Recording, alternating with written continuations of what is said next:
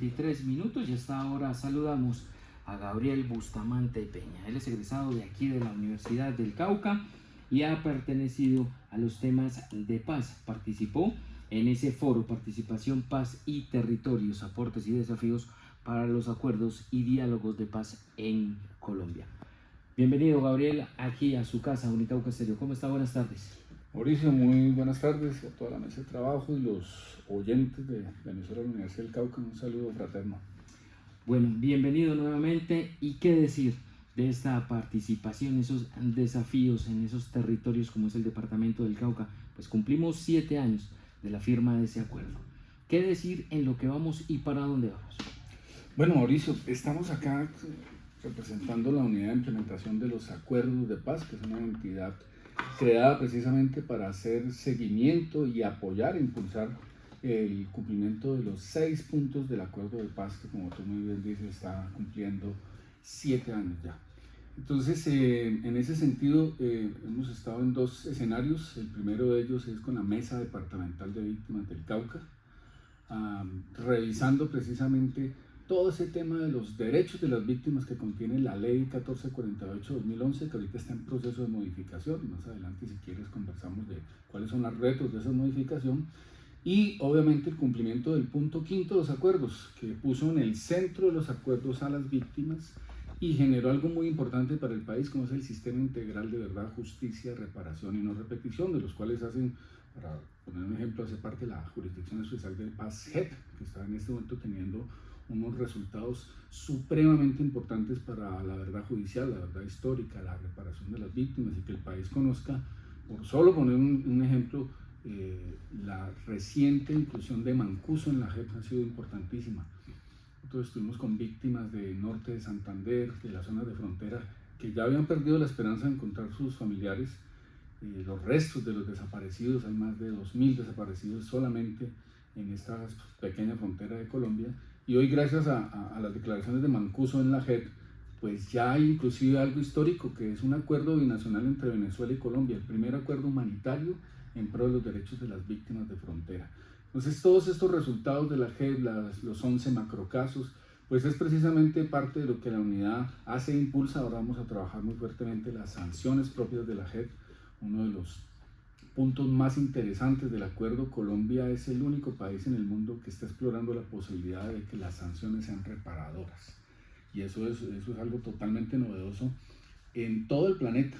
Entonces, las sanciones reparadoras tienen que llegar al Cauca. En este momento que estamos con alcaldes y gobernadores, el mensaje es: incluyan las sanciones reparadoras en sus planes de desarrollo, porque ya lo dice el Plan Nacional de Desarrollo Colombia Potencia de Vida. El gobierno nacional apoyará grandes proyectos en salud, en educación, en medio ambiente, en muchos sectores, para que los comparecientes ante la JEP, los exmiembros de las FARC, pero también de la fuerza pública, vayan a pagar su pena restaurando en el territorio todo el daño que hicieron durante los casi 50 años de guerra que llevamos, ¿no? En ese sentido, Gabriel, eso es uno de los grandes retos tras la implementación del acuerdo, ya que se está cumpliendo 7 años. Ese es uno de los retos a seguir y asumir, y por supuesto que este gobierno nacional le ha apostado a la paz total.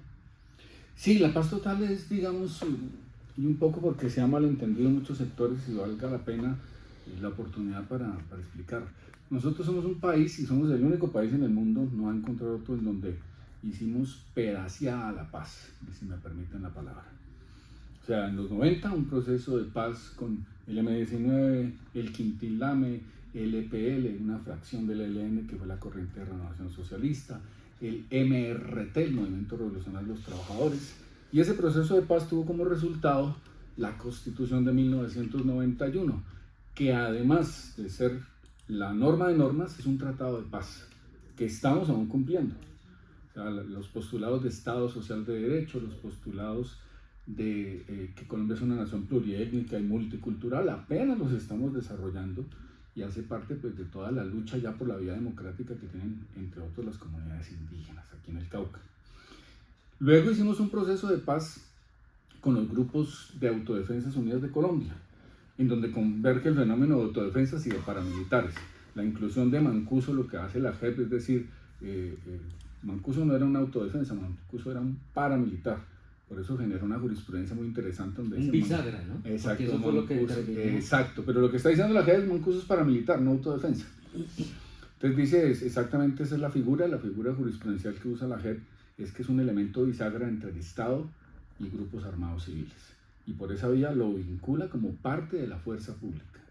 Entonces, ¿por qué entra Mancuso la JEP? Es importante aclararlo. Entra para dignificar a las víctimas y ayudar a resolver el tema de verdad histórica, que no quedó resuelto del todo y por eso la JEP lo continúa con Justicia y Paz. Pero ahí hay otro proceso de paz, miren ustedes, con instituciones, con leyes, que se dio en el año 2005. Luego viene todo el proceso de justicia transicional. Acordémonos que en 1998 se firma el Estatuto de Roma. El Estatuto de Roma, en resumen rápido, dice que cuando haya crímenes de guerra o crímenes de lesa humanidad, esto es desplazamiento forzado, violencia sexual en el marco del conflicto, desaparición forzada, torturas. Cuando se dan estos crímenes, lo que se ofende, dice el Estatuto de Roma, no son las legislaciones internas de los estados, es a toda la humanidad. O sea, que toda la humanidad se tiene que sentir ofendida y agredida cuando sucede un crimen como los falsos positivos o los secuestros que hacía las FARC. Entonces, con eso se crea la Corte Penal Internacional y la Corte tiene competencia cuando hay crímenes de guerra y de lesa humanidad y en el Estado no hay justicia. Entonces, al hacer eso, obligó en ese momento a que el proceso de paz de las FARC y desde el año 2005 la Corte Constitucional también condicionó el proceso de los paramilitares para que se dieran los 4 elementos de la justicia transicional, que son la verdad, la justicia, la reparación y la no repetición. Desde el año 2005 hasta acá lo que hemos estado es desarrollando procesos de justicia transicional. Y luego viene el proceso de paz con las FARC. Entonces hay un cambio constitucional, hay toda una serie de leyes que salen, pero miren ustedes que empiezan todas esas instituciones que hemos creado de esa paz pedaciada a chocar inclusive. Nosotros tenemos entidades hoy encontradas que nacieron de procesos de paz que deberían responder a los derechos de las víctimas y hoy están en una contradicción absoluta. De ahí que la reforma de la ley de víctimas tiene que apuntar precisamente a armonizar eso y la paz total no es más que cerremos por fin todos los conflictos que hay. Los conflictos con el ELN, los conflictos con las disidencias que quedaron de las FARC, en este caso el Estado Central Mayor y las disidencias y la Marquetalia de Iván Márquez, pero que hay una conexión directa entre el conflicto armado y muchas bandas que actúan en las zonas urbanas, en este caso, que es lo que ha abarcado la Oficina del Alto Comisionado para la Paz, las bandas de Buenaventura, están los espartanos, sí, exacto. Y las bandas de Medellín controlan la inmensa mayoría de comunas de la ciudad. Entonces esas son bandas que tienen relaciones directas e indirectas con precisamente asuntos económicos y otra índole del conflicto armado, y en las cuales lo que se está planteando es un proceso de rendición al Estado, pero en el marco de la justicia transicional. Me explico, con las bandas no se va a hacer una negociación de paz. Lo que se va a hacer es un proceso negociado de rendición al Estado en donde las bandas aporten verdad, justicia, reparación a las víctimas y se comprometan con la no repetición. Entonces, la idea de la paz total realmente fue lo que el Estado debió haber hecho hace muchos años, cerrar todas las puertas de la violencia de una vez por todas. Y debería ser algo que congregara a toda la sociedad. Lastimosamente, hay unos procesos de polarización en el país que impiden que proyectos que están pensando en acabar la guerra de una vez por todas, pues no sean debidamente apoyados y se le ponen palos en la rueda por todo lado.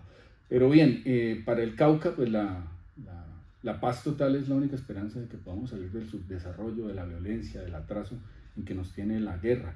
Y miren un dato, cuando se firma el acuerdo de paz, las acciones que miden la Defensoría y miden otras organizaciones, las acciones, las emergencias humanitarias, los desplazamientos masivos, las masacres, bajaron de forma dramática. Revisen las cifras de cuando se firma el acuerdo o cuando empiezan las negociaciones.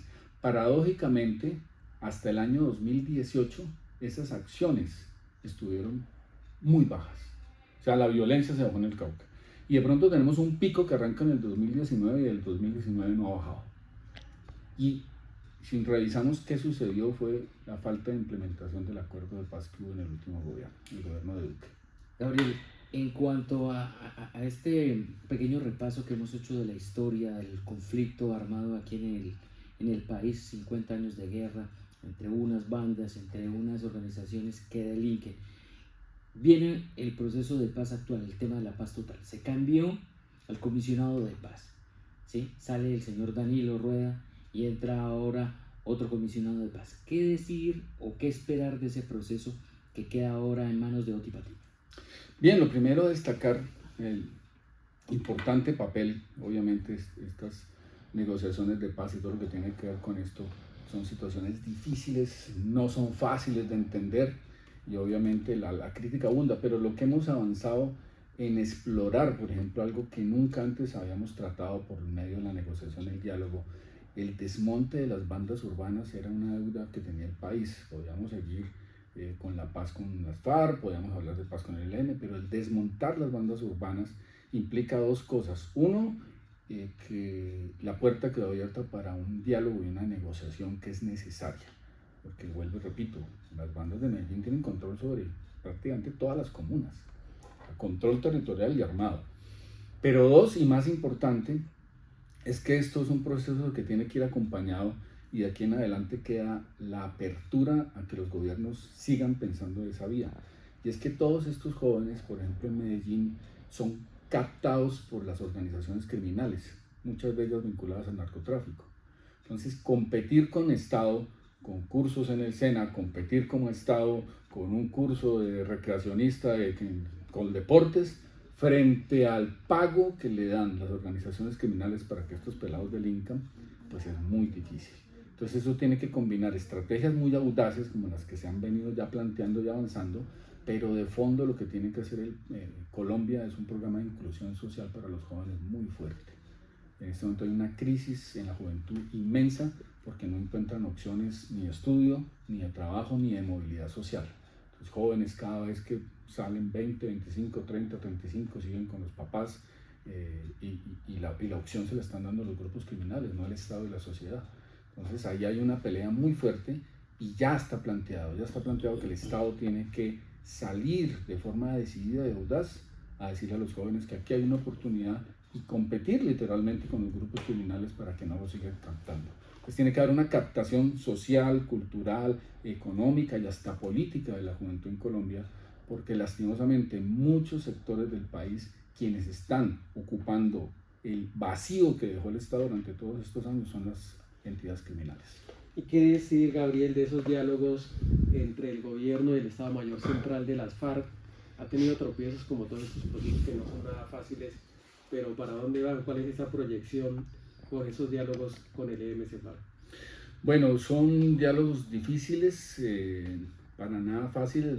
La forma fácil de haber afrontado un proceso de paz es simplemente pues haber pensado que ahí no se podía hacer nada por la dificultad de que fueron personas que no entraron al proceso de negociación que hizo el presidente Santos, que ahí hay una vinculación directa con el narcotráfico y todas las críticas que dan en torno, pero en términos pragmáticos y desde lo que dice el DIH, ya reafirmado en Colombia, por ejemplo, el Comité Internacional de la Cruz Roja, eso es un conflicto armado, indudablemente, y la gente del Cauca lo sabe perfectamente. Y tienes dos opciones. Una opción es continuar la guerra en un territorio como el Cauca, que es tan difícil, por cuántos años no sabría decirlo, o plantear una negociación para ver si se puede desmontar precisamente el Estado Mayor Central. Que vuelvo y repito, no es fácil, el costo político de eso es duro. La esperanza que hay es que tenemos al frente de las negociaciones pues a Camilo González, que sé que también va a estar en este espacio, es un amplio conocedor no solo del Cauca, sino un amplio conocedor de la guerra en Colombia. Creo que Camilo va a ser prenda de garantía para que ese proceso avance hasta un punto en que el próximo gobierno no lo pueda desmontar y necesariamente tenga que seguirlo, porque se vuelve una necesidad intrínseca para territorios como el Cauca y muchos otros en Colombia. Pues Gabriel, muchas gracias por estar aquí en los micrófonos de Unicauca Estéreo. Un mensaje final.